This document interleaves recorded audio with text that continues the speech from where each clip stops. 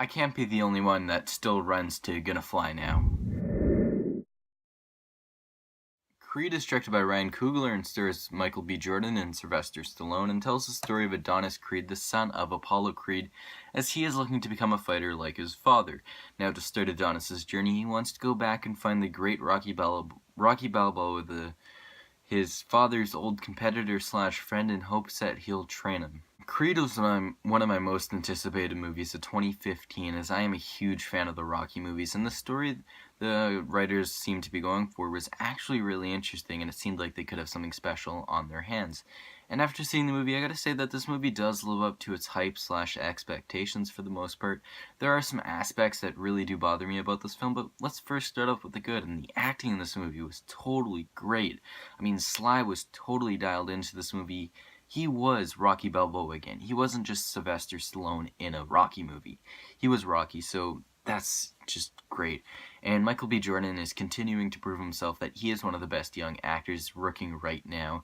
I mean, we can just forget Van Forstick because this movie just totally makes up for the shit that that Fantastic Four movie was. And this movie was filmed very interestingly.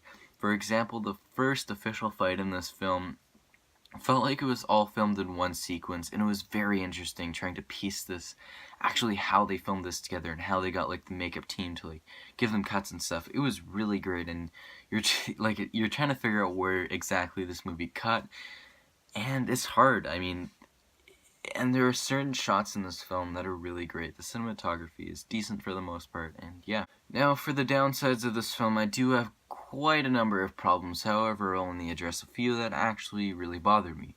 First off, there are some corny scenes in this movie, particularly this one scene where Adonis is watching an old footage of Balboa versus his late father, and he's shadowboxing alongside Rocky Balboa. Those scenes like that are very few and far in between, but they still kind of irked me a bit, as well as the use of Gonna Fly Now. I was expecting the song to play, and I thought they were gonna do it, especially at this one moment during the final fight, where they have the da da da da da da da da da da da da, and then it cuts to the original score. And I get that this isn't a Rocky movie, however, it really could have used it. I mean, this still takes place in the Rocky universe, and Gonna Fly Now is a staple.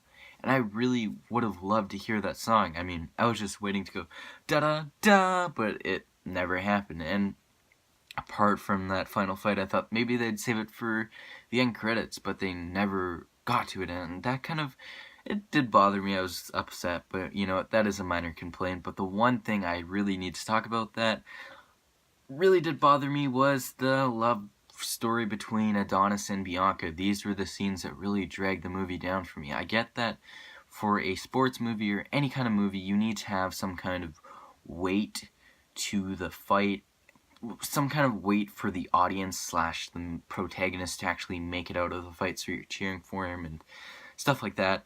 But I felt like just having his father die and trying to live up for his legacy, as well as all these complications with him and Rocky, with Rocky, I mean, that was enough weight for me that I didn't really need Bianca. And those scenes, the way it was set up was really, really cheesy, and it kind of it just didn't work for me at all. And on a side note, the Rocky movies are known to have these eccentric villains that Rocky fights, and in this movie I thought he was set up good. He was a pretty evil guy. He was nasty.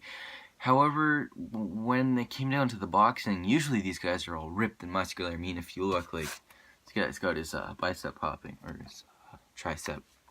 But they're always, with these boxing movies, especially the Rockies, these guys are very eccentric and they're just ripped out of their minds. However, this guy, even though he was mean, he was not ripped. It was just kind of like, well, you could have done a little bit of training, dude, before this movie. He was just kind of flabby, and it wasn't really believable. However, I stuck with it.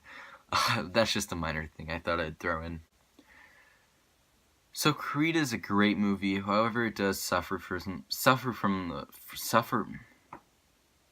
So Creed is a great movie that does suffer from some flaws that really drag the rating down for me. But I cannot help to recommend this movie. I mean, Rocky Balboa was great and all, but this could be the start of something great. I mean, this movie was special and I did enjoy it. I mean, if I were to recommend Creed versus the other boxing movie, Southpaw, I'd definitely say this because, I mean, Rocky's great, and I felt like this was a little bit more original, I guess.